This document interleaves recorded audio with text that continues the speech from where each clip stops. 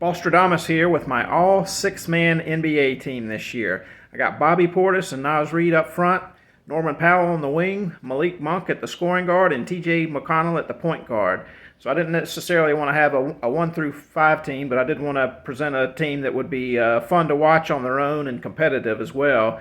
This team could go come off the bench and go toe-to-toe with another team's starters, or go on a 10-0 run if your team needed it against another team's bench. So if I had to pick one six-man, I'm going to go with Reid. All these guys are great, and there's other guys that aren't on this list that could have been on here, like Tim Hardaway Jr. and many others. But as an analyst, I predicted Reid to continue to be a great NBA player last year, so I'm going to toot my own horn, of course, and he really stepped up when Towns went out. I thought he could have gone to another team as a starter, but his decision to come back to Minnesota is one of the big reasons that they're at the top of that conference, and I think they could really be competitive in the playoffs. To come back to a team that's already got one of the best center power forward combinations in the league, he's really had a lot of loyalty there. But he's great coming off the bench, and he's been great with Towns being injured. So the Wolves look a lot better this year, playing team basketball that seemed kind of lacking last year as they made the different transitions. I was one of the haters of the Gobert trade. Now it looks like it's going to work out for them. But Mike Conley's still playing at a world-class level, even though he's an old man now. But I think they're legit. And then Bobby Portis, kind of the same thing. He's been on the Bucks for years now, and the Bucks made the big, high-risk, high-reward trade for Lillard for Drew Holiday. But one of the reasons they've been so consistent this year is Bobby Portis continues to get better. He looked, he's always been a big spark plug guy off the bench, but in the past he was a little bit more inconsistent. This year he's really consistent, and he's another guy that plays with two great bigs, and Antetokounmpo and Lopez. But the Bucks don't miss him anything when he comes off the bench and plays really well. So got those guys up front. Norman Powell on the wing. So many guys in the NBA, if you're a Hardaway Jr. or a fan of a guy like that, you could say he should be on this list. But Powell, to me, has been super consistent for years now. He's actually down a couple points, just 14, 15 points a game scoring. I didn't realize he had scored, 19, 20 points a couple years in the past. NBA heads know who he is. Casuals kind of don't. Kind of underrated player. But when you have world-class players like Paul George and Kawhi, and then you bring in Powell and you don't miss out much, it's just one of the reasons that the Clippers are so good.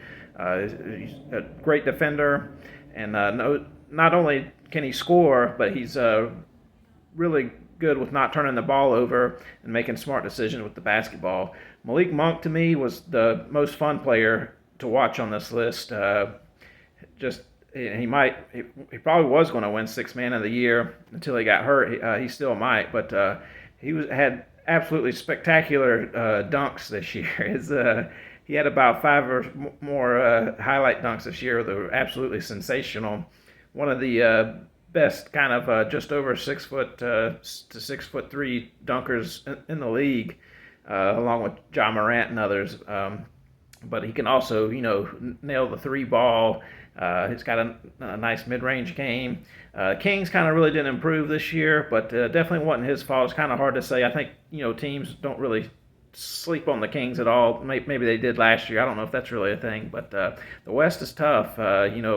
Second year in a row now that 1 through 10, the conference is just not much change going from the best team. Well, the Nuggets are really good, but other than the Nuggets, there's not much change from that second, third best team to the teams that are barely making the playoffs in the West. And then going TJ McConnell at the point guard. Last year I would take Tyus Jones. Guys like that are probably a better point guard, but he's starter now in the Wizards. But TJ, he only plays 20 minutes a game, but this has been his best year. He's always been a great point guard, but he really could score the basketball this year. He can hit the three. His mid-range game really developed this year, and he's not afraid to go to the hoop against guys that are a foot taller than him. So the Pacers, another great team with a loaded bench. They got like 10 good players on that team. So McConnell's not only sharing minutes with Halliburton. They also have Ben Shepherd and other great guards on that team. But no matter whether if he's starting while Halliburton's out or if Halliburton's on the court playing with him, TJ's been great this year. So I'm putting him at the point guard, and that's my all bench team, and a real fun team to me. This team might win, 30 games on their own if they had a good bench themselves. And people, talking about the '90s this year and stuff like that. This would have been a real fun team if you could put them on the video game or something and have them match up against teams from the '80s and '90s, because Portis and Reid are such talented big men, and Monk's so fun to watch, and Powell and TJ are so consistent. So that's my squad this year. Who did I leave out that you think should be on here?